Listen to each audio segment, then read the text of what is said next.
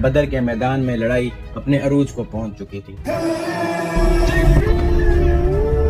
ایک طرف تھے نہتے قریب 313 ایمان والے اور دوسری طرف اسلحے سے لیس 1000 کا لشکر جسے لیڈ کر رہا تھا اسلام کا سب سے بڑا دشمن ابو جہل۔ وہ اپنے لشکر کو جوش دلاتا اور چیخ چیخ کر کہتا، آج ہم محمد اور اس کے دین کو ہمیشہ ہمیشہ کے لیے مٹا کر رکھ دیں۔ لیکن اللہ کا فیصلہ کچھ اور تھا۔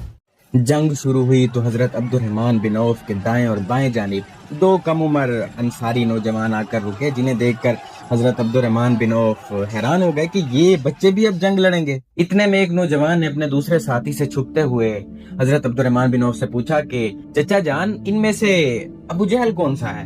تو حضرت عبد الرحمن بن عوف نے اس سے پوچھا کہ بھتیجے تم اس کا کیا کرو گے؟ تو اس نوجوان نے کہا کہ ہم نے سنا ہے وہ رسول اللہ صلی اللہ علیہ وسلم کو گالیاں دیتا ہے، تو آج میں اسے ختم کر کے ہی رہوں گا۔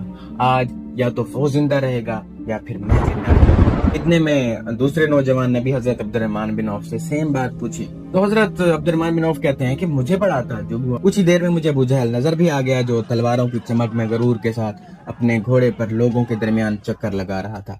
تو حضرت عبد الرحمن بن عوف نے ان دونوں نوجوانوں کو مخاطب کر کے کہا کہ وہ رہا تمہارا شکار۔ یہ سنتے ہی وہ دونوں کم عمر انصاری نوجوان حضرت معاذ بن عمر اور حضرت معاذ بن افرا شیر کی طرح صفوں کو چیرتے ہوئے ابو جہل پر جھپٹ گئے۔ ایک نے اس کی ٹانگ پر وار کیا تو دوسرے نے اس کے پہلو پر ضرب لگائی، تو ابو جہل اپنے گھوڑے سے زمین پر گر پڑا۔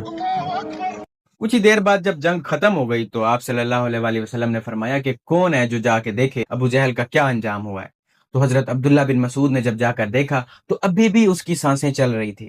تو حضرت عبداللہ بن مسعود نے فرمایا کہ او اللہ کے دشمن، آخر تجھے اللہ نے ذلیل کیا۔ تو ابو جہل نے کہا کہ مجھے کیسے رسوا کر دیا؟ جس شخص کو آج تم نے قتل کیا ہے، کیا اس سے بڑا بلند پائے کا بھی کوئی آدمی ہے؟ اور حضرت عبداللہ بن مسعود سے پوچھنے لگا کہ مجھے بتاؤ آج فتح کس کی ہوئی ہے؟ تو حضرت عبداللہ بن مسعود نے فرمایا کہ اللہ اور اس کے رسول کی۔ حضرت عبداللہ بن مسعود نے چونکہ اس کی گردن پر پاؤں رکھا ہوا تھا تو ابو جہل غصے سے کہنے لگا، وہ بکریوں کے چرواہے، آج تو بڑی اونچی جگہ کھڑا ہے، کاش مجھے کسانوں کی بجائے کسی بڑے آدمی نے قتل کیا ہوتا۔